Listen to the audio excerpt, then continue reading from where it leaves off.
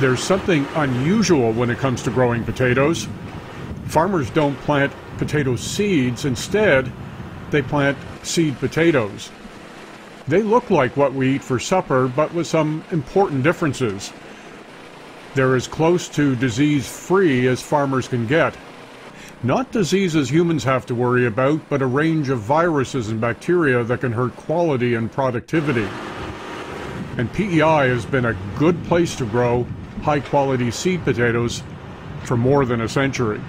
We became involved in it to produce our own seed. We liked using the seed from our own farm, and we started buying, as soon as we could get it through the system, we'd buy them pre-elite, which was the little tubers that were produced in the greenhouse. And we'd grow a small plot of that and carry it through. You weren't buying somebody else's troubles then, you were your own, and you had to find a cure for it. At that point in time, we had the isolation that we needed to produce world-class seed, and our quality was good. Our quality in the main was really to be envied by a lot, and was envied by a lot of other producers in other areas. And we had the location to be able to ship this stuff, so that was a big advantage.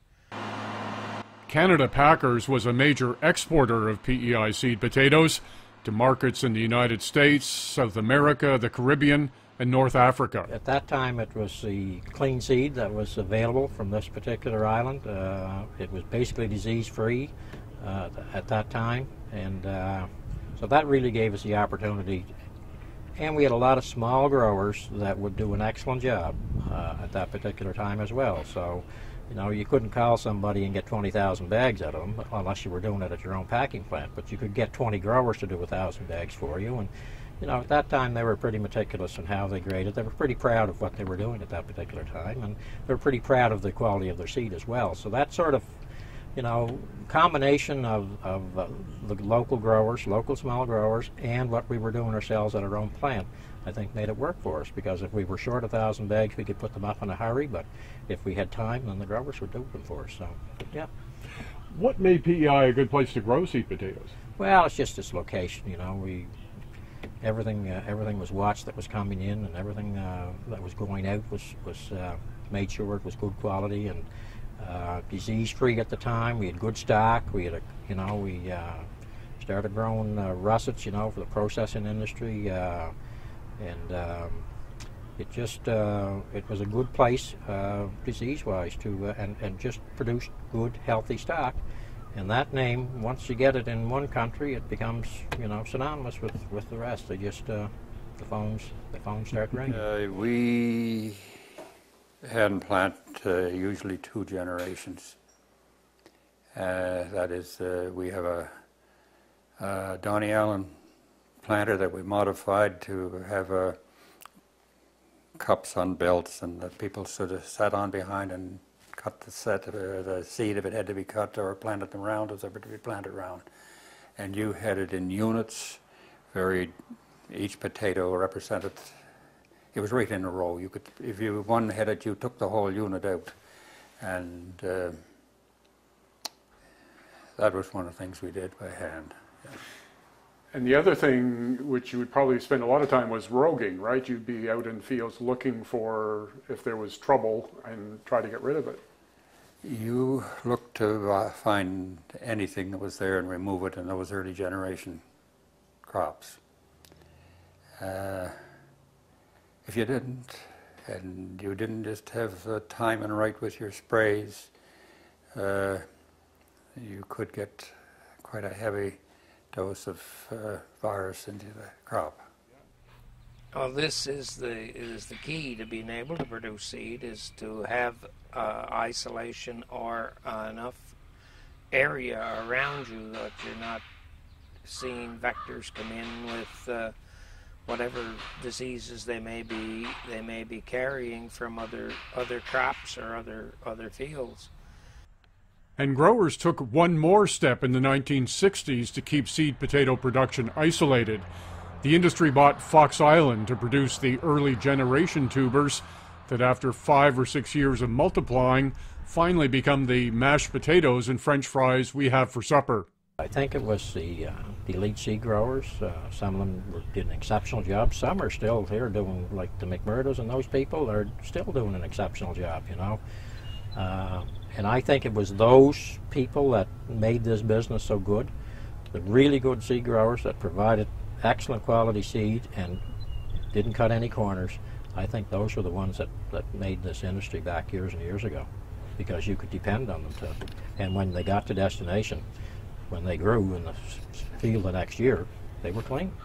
How did you develop those seed markets? Did you personally have to go and visit other farms and tell them what you were good at doing? Did you work through a broker? I'm just wondering how you were able to. Well, do most of the industry was connected in some way, shape, or form. Everybody in the industry was connected to some of the major exporters, and there's sort of a network and a trickle-down effect, and wasn't uncommon to have 3 or 4 trade delegations on various farms over the course of a season. These people were brought in by the marketing board and hosted by either the industry or by some of the people who were most involved in the export deal. Dave Logie with Packers, and Horace Willis was an old warrior who, you know, did a lot of groundwork to develop markets, and there was a lot of others as well. But you know, these people were the shock troops. They were the fellows that did the initial work, and they, you know, they knew you were growing a certain variety of stuff, and they had a market for that. Somebody came in, and there would be a request to either have a look at the product in the field or whatever, and this is how this was developed over time. If you planted seed and got good results with it in the field, gave you an extra option for selling. You could sell the sizes that were good for seed, and there was usually a market for anything you couldn't sell in the table stock market. And if you combined the two, you were getting the best of both worlds. The seed potato sector has struggled since the early 1990s, when an obscure potato virus called PVYN was discovered in a handful of PEI potatoes. It's no danger to people or potatoes, but is prohibited in North America. Markets were lost, and after an expansion of the French fry business, seed growers lost the isolation that had been so important in the past. It became more and more difficult to grow high-quality seed. It just got to be that much harder to do this thing, and you know, you're trying to do it with row cover, you're trying to do it with more chemicals, or you're trying to do it with whatever. But the pressure is there regardless of how you do it. So, you know, you have to weigh your options. You can only pour so much money into the mix to take something back out too. And a lot of people, unfortunately, have, you know, found that the equation was not working, and they didn't do the math quick enough. I remember in 1990 when PVYN hit, we had 500,000 bags of Shepherd's seed sold to Idaho and Washington. And we had about 85,000 bags of that shipped, and they shut us off.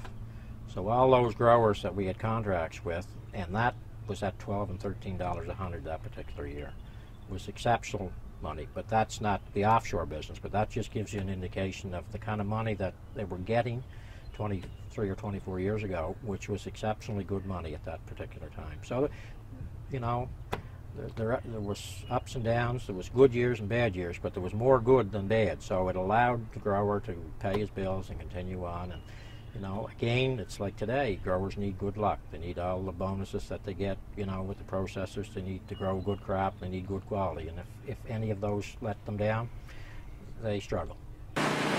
Every grower talks about the importance of planting good quality seed potatoes, so the demand will always be there.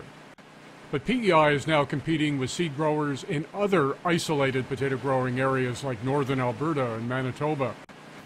Mexico and Venezuela have developed their own seed potato industries. Holland continues to be a major exporter. But families like the MacMurdos, who helped develop the industry, are not giving up.